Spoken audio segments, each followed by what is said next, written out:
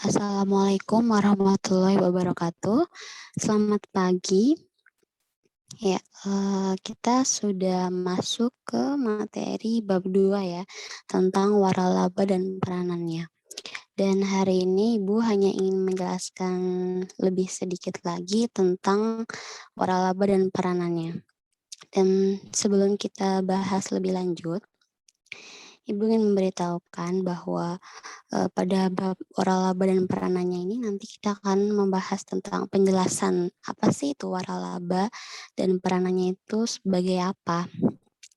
Dan waralaba di Indonesia yang berkembang itu apa saja dan eh, cara mengelola waralaba retail itu bagaimana. Nah, selanjutnya. Oke. Nah, jadi sebelum kita bahas tentang jenis lembaga waralaba, kita harus tahu penjelasan definisi dari waralaba.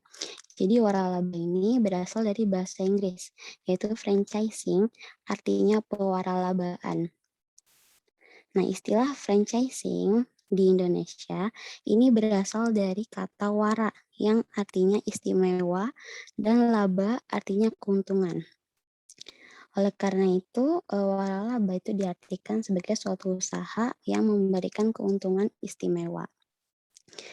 Nah, franchising juga dapat diartikan sebagai sistem pemasaran yang melibatkan dua belah pihak yang terikat perjanjian sehingga usaha waralaba harus dijadikan sesuai dengan aturan-aturan dari pewaralaba.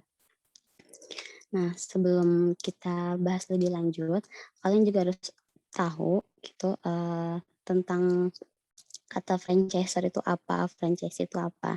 Jadi franchiser itu hak yang memberikan hak untuk memanfaatkan atas ciri khas yang dimiliki usahanya gitu.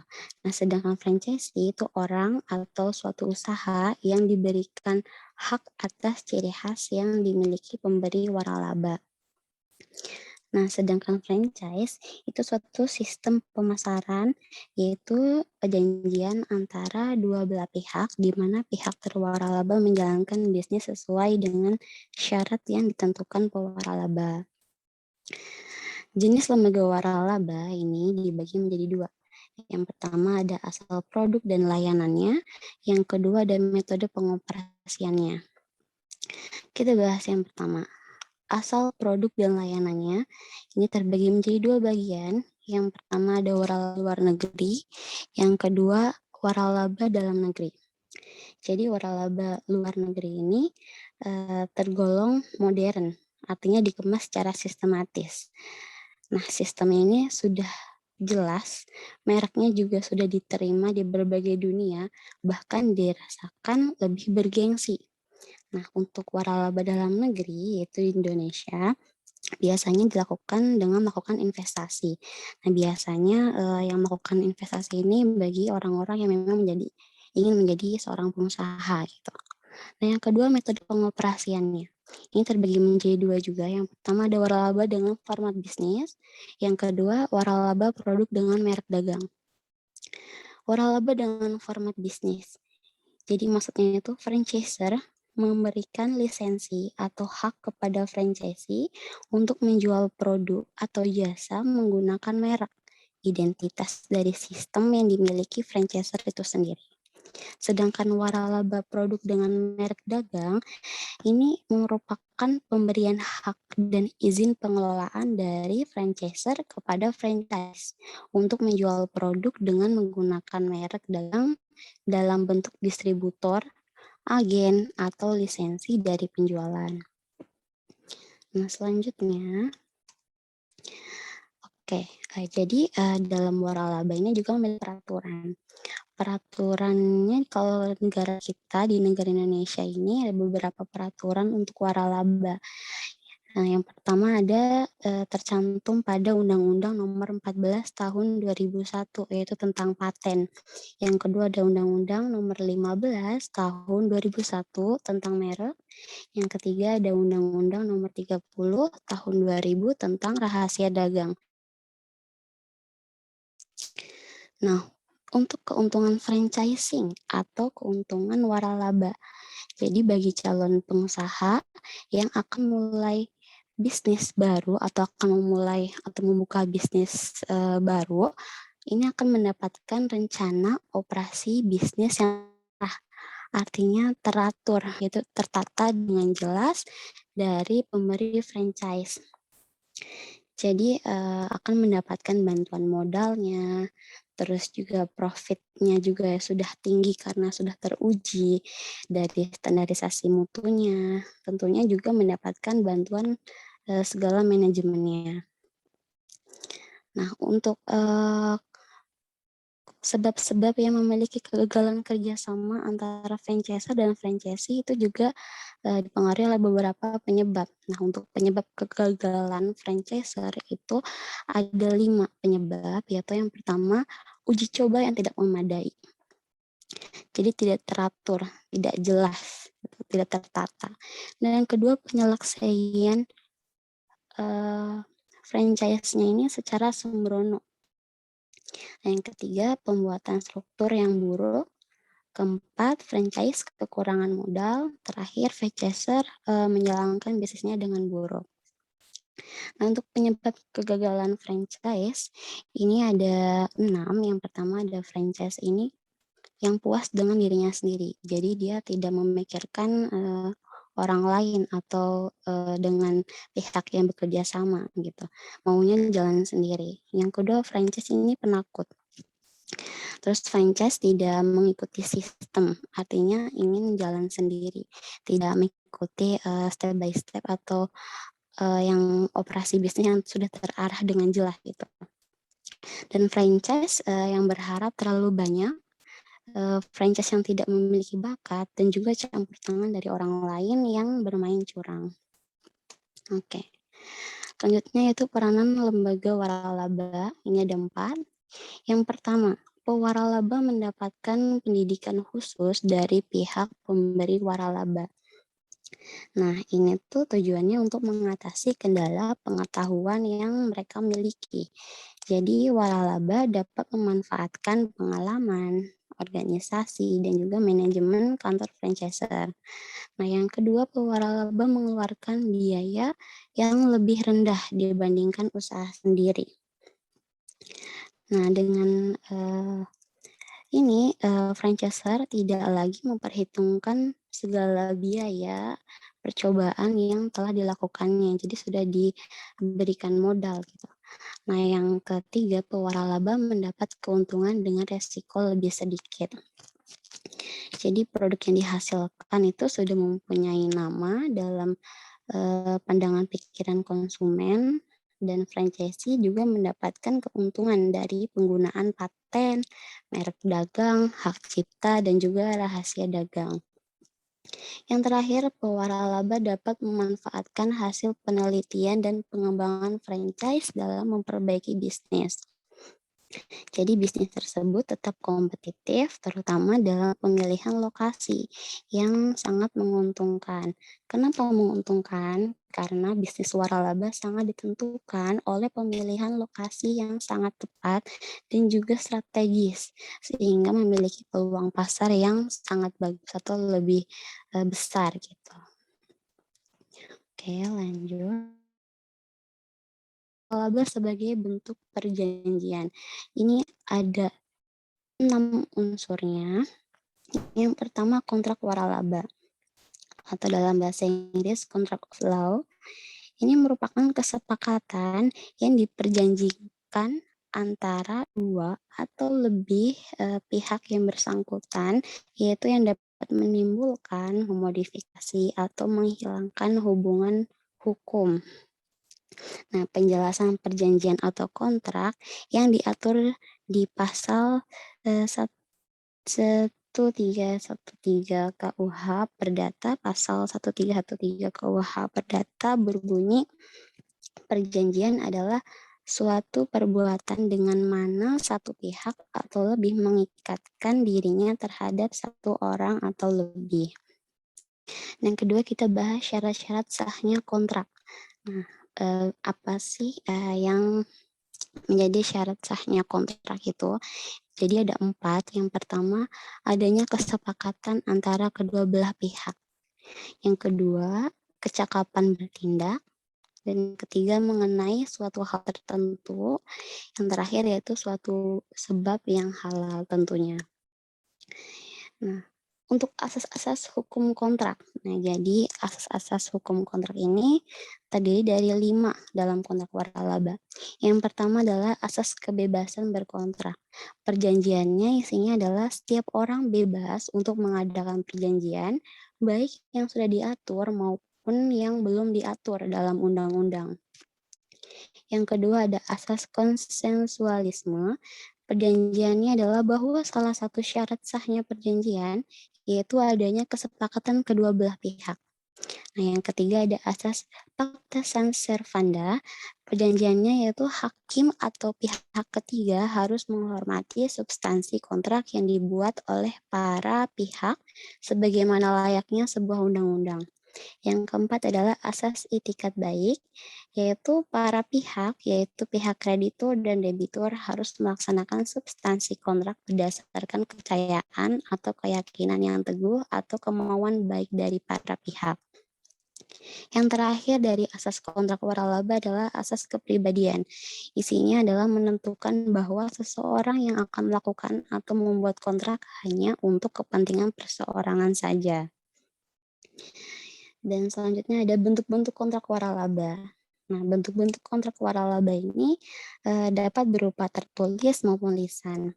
Nah, untuk secara tertulis ini terdapat 3 jenisnya. Nah, yang pertama ini ada perjanjian di bawah tangan yang ditandatangani oleh para pihak yang bersangkutan saja. Nah, yang kedua ada perjanjian dengan saksi notaris untuk melegalisasi tanda tangan para pihak. Yang ketiga, perjanjian yang dibuat di hadapan dan oleh notaris dalam bentuk akta notarial. Nah, untuk berakhirnya kontrak waralaba, ini juga caranya ada 4, yaitu yang pertama pemutusan kontrak secara sepihak oleh salah satu pihak. Yang kedua jangka waktunya sudah berakhir. Dan yang ketiga dilaksanakan objek perjanjian. Terakhir adanya putusan pengadilan. Perbedaan pemberian waralaba dan lisensi. Jadi lisensi ini merupakan izin yang diberikan kepada pihak lain untuk memproduksi dan memasarkan produk atau jasa tertentu. Sedangkan pihak pemberi lisensi atau lisensor hanya berkewajiban mengawasi mutu produk atau jasa yang dijual oleh penerima lisensi. Oke, next. Kita bahas selanjutnya tentang macam-macam usaha waralaba. Ini ada beberapa macam-macam usaha waralaba, yaitu jenisnya yang pertama waralaba minimarket. Yang kedua ada waralaba di bidang makanan.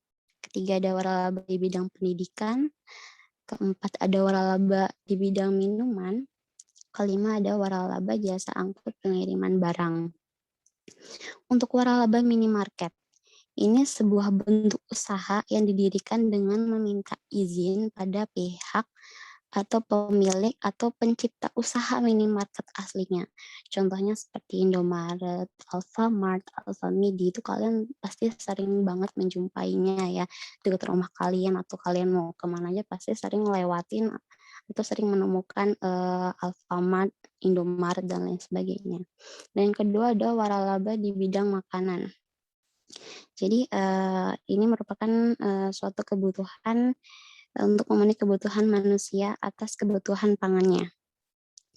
Nah, contohnya seperti ayam geprek tuh, terus ayam geprek bensu, terus juga masih ada banyak lainnya.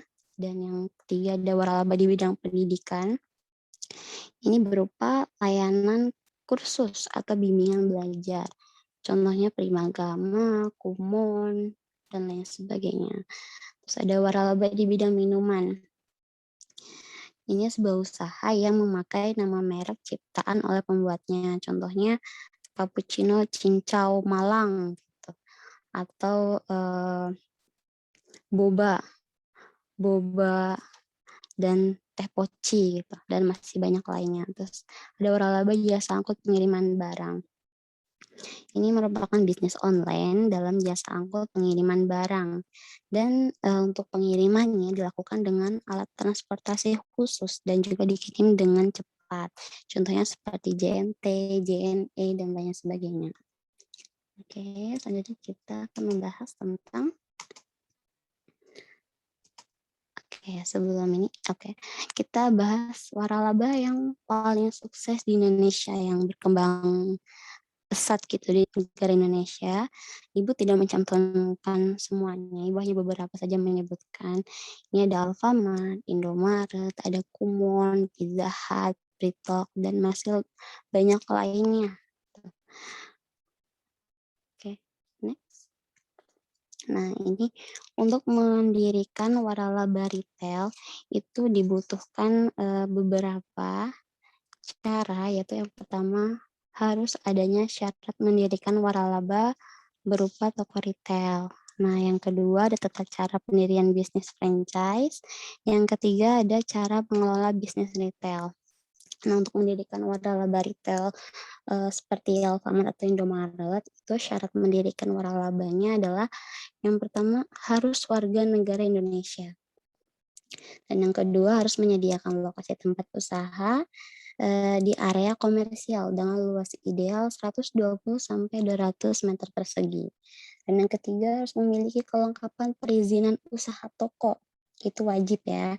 Nah, yang keempat harus menyediakan dana investasi dengan nilai estimasi 394 juta rupiah. Yang terakhir harus memiliki jiwa entrepreneur dan fokus pada waralabanya. Dan syarat tersebut juga masih ada syarat lainnya, yaitu syarat mutlaknya.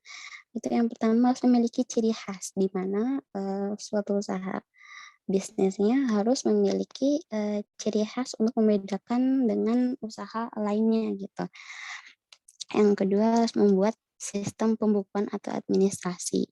Jadi dengan adanya sistem pembukuan keuangan, ini akan membuat keberlangsungan usaha waralaba itu sebagai bahan evaluasi dari waktu ke waktu dan juga dapat mengetahui gitu usaha waralabanya ini sedang mengalami keuntungan kah atau kerugiannya, dan juga bisa membandingkan laporan keuangannya dari catatan sebelumnya.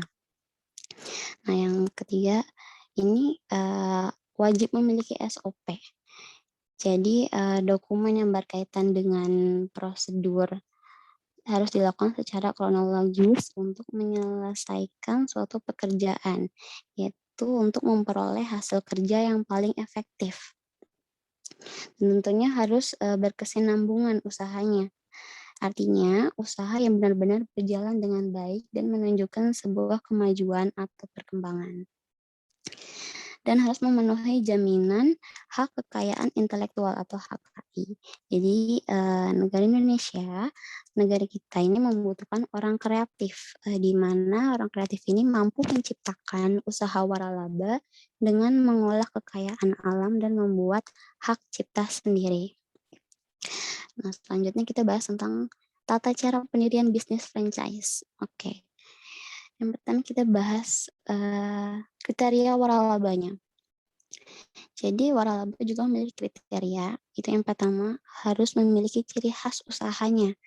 Tujuannya agar bisa dibedakan atau bisa membedakan dengan usaha lainnya gitu, karena memiliki ciri khas tertentu. Yang kedua terbukti sudah memberikan keuntungan. Dan yang ketiga layanan dan barang atau jasa yang ditawarkan dibuat secara tertulis. Tentunya mudah diaplikasikan dan juga adanya dukungan yang berkesinambungan dan hak kekayaan intelektual juga sudah terdaftar. Nah, untuk pemberi waralaba juga harus menyampaikan prospektus waralaba, yaitu adanya data identitas pemberi waralaba, legalitas waralabanya, itu izin usahanya, sejarah kegiatan usahanya, terdapat struktur organisasinya, dan lain sebagainya.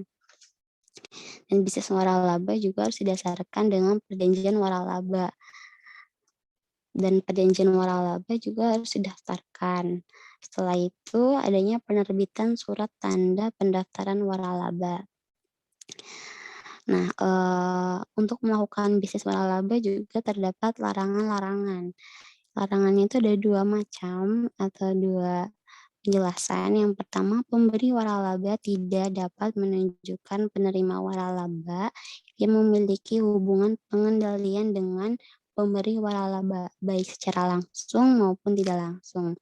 Larangan kedua adalah pemberi waralaba tidak dapat menunjukkan penerima waralaba yang baru untuk wilayah yang sama dalam hal terjadi sengketa pemutusan perjanjian waralaba yang dilakukan sepihak oleh pemberi waralaba sebelumnya. Nah, kewajiban dalam melaksanakan bisnis waralaba itu ada beberapa, yaitu adalah pemberi waralaba maupun penerima waralaba harus mematuhi ketentuan peraturan perundang-undangan yang terkait. Pemberi waralaba juga wajib memberikan pembinaan berupa pembinaan seperti pelatihan, bimbingan operasional manajemen, pemasarannya, studi penelitiannya, dan lain sebagainya. Dan untuk pemberi dan penerima waralaba juga wajib menggunakan bahan baku atau peralatan usaha yang diproduksi dalam negeri. Yang terakhir adalah pemberi waralaba harus bekerja sama dengan pengusaha kecil atau menengah di daerah setempat. Nah, untuk sanksi atas pelanggaran dalam bisnis waralaba itu untuk yang melanggar peraturan perundang-undangan tentang waralaba, sanksi tersebut itu dapat berupa peringatan, bisa juga berupa denda atau juga pencabutan surat tanda pendaftaran waralaba. Nah, yang terakhir adalah cara mengelola bisnis retail. Ini ada 3. Yang pertama adalah persiapan cadangan modal. Jadi ketika kalian menjalankan usaha waralaba dan usaha baru yang kalian dirikan berjalan, biasanya perputaran modal ini belum berjalan lancar. Daripada usaha langsung tutup karena kekurangan modal, jadi lebih baik kalian sediakan dana untuk cadangan pengendalian mutu. Nah, tentunya banyak pesaing dalam usaha bisnis ini yang penting atau yang sangat penting yaitu untuk memelihara kepercayaan dan juga kesetiaan pelanggan. Nah, dengan menciptakan inovasi dan kreasi, misalnya memberikan promo-promo menarik agar para pelanggan setia membeli di waralaba berupa minimarket tersebut. Nah, yang ketiga adalah kerja keras. Jadi, sebuah usaha itu tidak akan berjalan maju jika tidak dilandasi dengan kerja keras dari pemilik usaha tersebut. Sampai di sini. Setelah kalian menonton video pembelajaran hari ini, jika ada yang ingin ditanyakan silahkan ya, ditanyakan di Google Classroom. Jangan sungkan, kalau ada yang ingin ditanyakan, tanyakan saja gitu. Oke, terima kasih. Wassalamualaikum warahmatullahi wabarakatuh.